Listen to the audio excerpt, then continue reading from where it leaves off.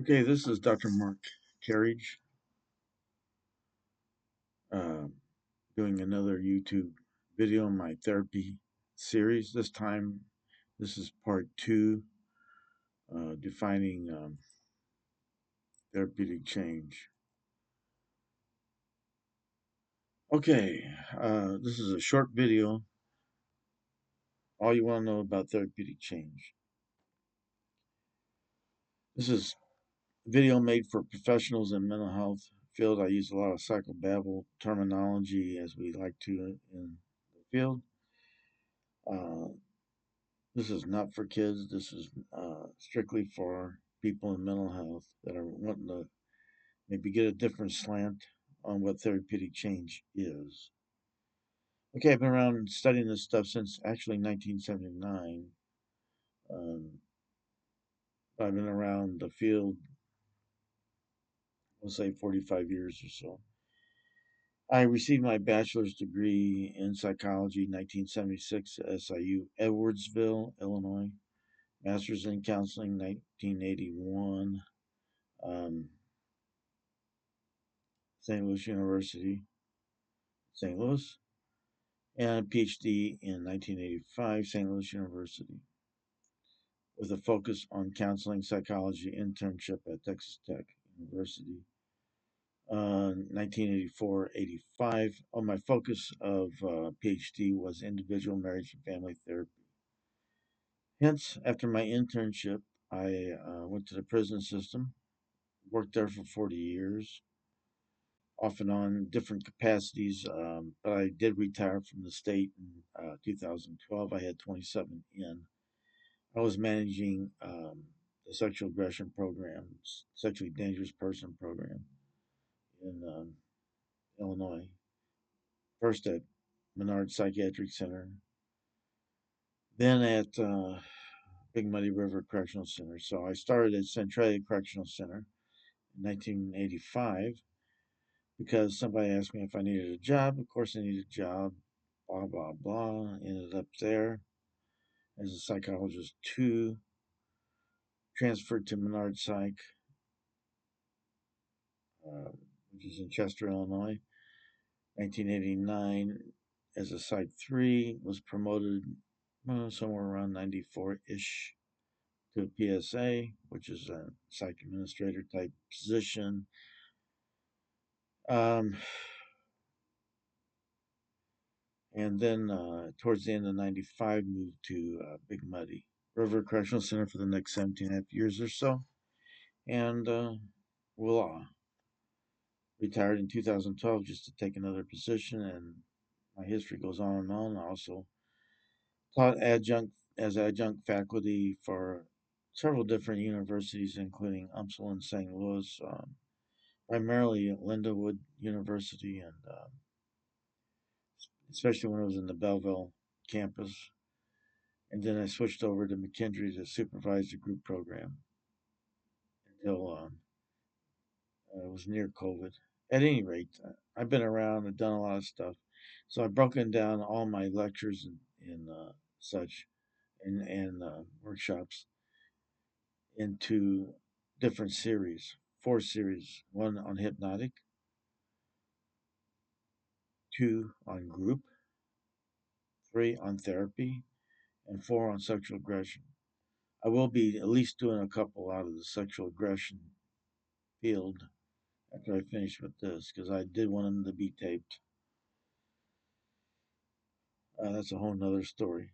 At any rate, I had the privilege to travel with my father in the 80s to a couple times to different American Society clinical hypnosis workshops slash conferences where I met the best in the world of that era, except for the great Milton H. Erickson. I did actually meet people that worked with him at various points in their time. Now I can be reached at mcarich at AOL.com. Matt is the one that inspired me to do these series a couple months back, and he's not present, but he's out of the office. I'm currently, oh, I forgot, currently in private practice working under Chad Welch in the Metro East of St. Louis called Metro East Counseling. It's in Swansea, Illinois. Also at TCI Consulting, we're rebuilding a youth program. It's going to be outstanding, and we're putting it on the map of the youth field. That's a whole nother story for another day.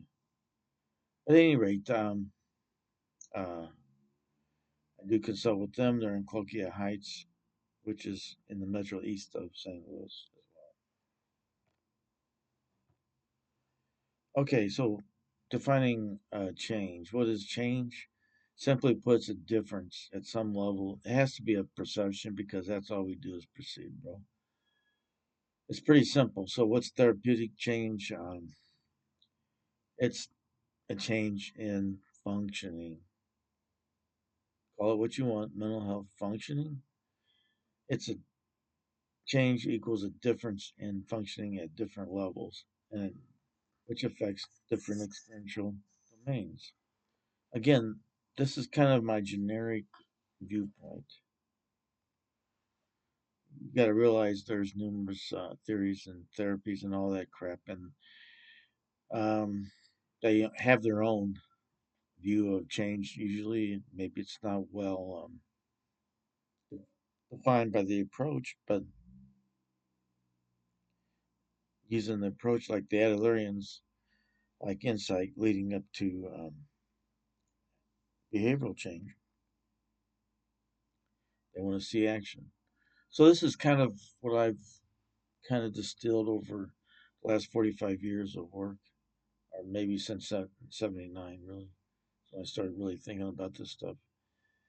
Okay, so the experiential domains of self and slash change, I need to put that in the PowerPoint, and I didn't on this one, can be subdivided up into cognitive, which includes thoughts, ideas, attitudes; affective, which means emotions, moods, and feelings; behavioral, which is overt motor activities; spiritual, which is a connection to a higher power or meaning of one's life, if you will, purpose of life, and or um, more than just us.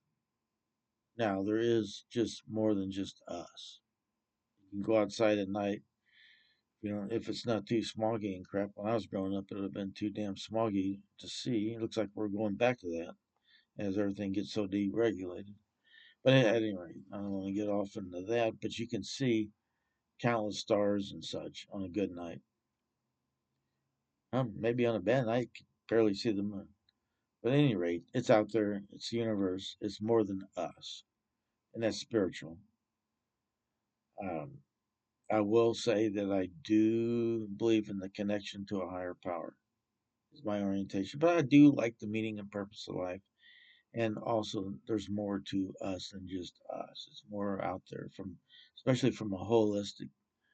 And I will say this is a holistic view of how self experiences, takes in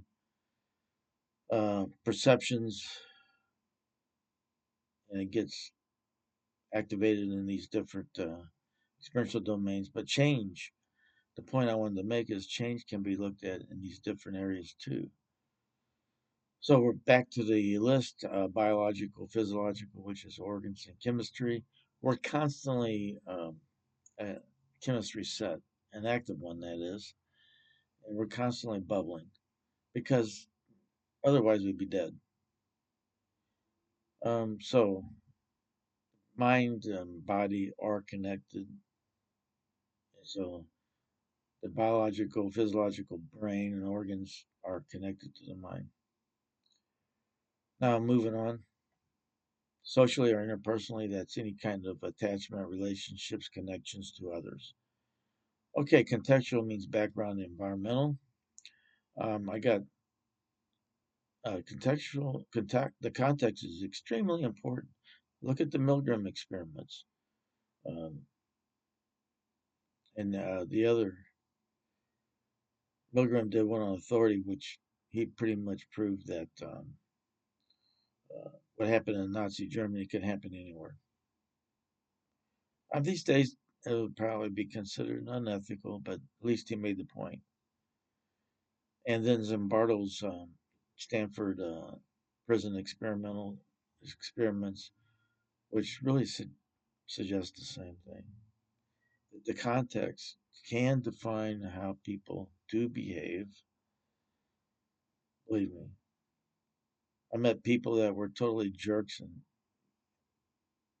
can I say the word, assholes in prison as prison staff, but outside of that, they were different people. It's just an interesting phenomenon. So I do have one on self in this series, and I'll be talking more about that, the different personas that are played in the contextual. Now, sensory modalities is not really an experiential domain, but we have five modalities, uh, including auditory, which means we hear, visual, which means we see, kinesthetic, which counts for movement and feeling, and olfactory for smell, and last is taste. So stuff is perceived that way, it comes in that way, but it's distributed amongst these experiential domains, different levels. So the point I'm trying to make is the core of this is connected, um, what I call a perceptual belief system. Ernest Rossi liked to use the word state dependent memory.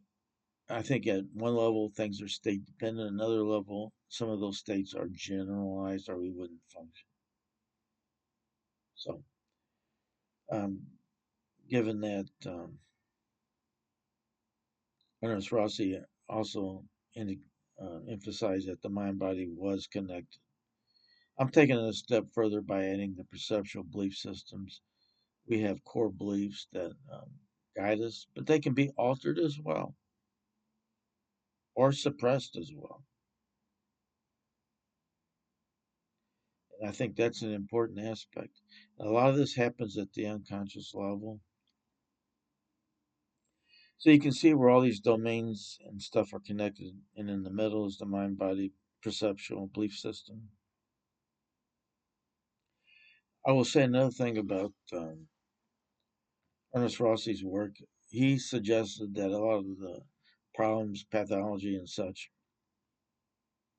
mental health pathology, that is rooted in the hypothalamic limbic part of the brain, um, which is state dependent memory and memories of that. He also suggested, along with Milton Erickson, he worked with, studied under, if you will, um, that uh, internal resources that the client or person brings to the table is housed in there as well. So all that stuff is accessed when we do therapy. And there's levels of awareness, obviously, from conscious, immediate awareness to subconscious in between, and unconscious, which is stuff that's not easily accessible. You have to focus on it to bring it back up. So it's the hub of the learning and process is the state dependent learning and behavioral system, commonly referred to as SDML and B system. Those are the initials. So it's the hub of stuff. Uh, so let's move on. Given that take, there's multiple levels of change. Now, Watzlawick, Fish, and Weekland, in their classic book called Change, 1974, and there was no updates to it that I know of, outlined two basic orders of change. They wrote a whole book just on two basic orders of change, and I happened to summarize it in one slide. Anyway, the first order of change is more superficial, surface type change within the system, not an extensive amount of change. Sometimes, in with hardcore stuff, if superficial change is made, the individual could relapse back. Okay, the next order is second order change, which is a major transformation of the system. This includes core schemas, which is our core thinking processes, beliefs, worldviews, etc. Shift and change. I added a third order. I think I published in the Milton Erickson newsletter back in '98, uh, referred to as more enduring, longer lasting, beyond the system transformation, but more enduring, highly observable change. So it also looks at the multiple levels of systems and interacting systems. And I am getting ready, hopefully this year, publish a training manual on conducting therapy. Uh, Therapy primer right now, it's at 600 pages, which I go into great detail with a whole bunch of chapters, breaking the whole process down with interventions, of course. So we move to the next view. It's all connected. The cybernetic systemic view of change, which equals patterns and processes of both stability and change. What does that mean? Well, any living system contains both patterns of stability and change. The form, a dynamic or balance, a dynamic homeostasis or equilibrium, which means balance. Now, it could be either functional or dysfunctional. So, in the therapy session or the therapeutic change, we're trying to get to a more functional dynamic homeostasis for the client. Both patterns, processes of stability and change, they form a complementary. What's this mean? Well, that means they can't be. Uh, they're connected. They interact, and they're so interactive that they cannot be separated because they're both connected. Without one, you can't have the other. So we're moving towards what does this mean in our day-to-day practice? Well, stability really is the same as sameness, if you will, staying the same. Use whatever lingo you want, while change is inducing something different.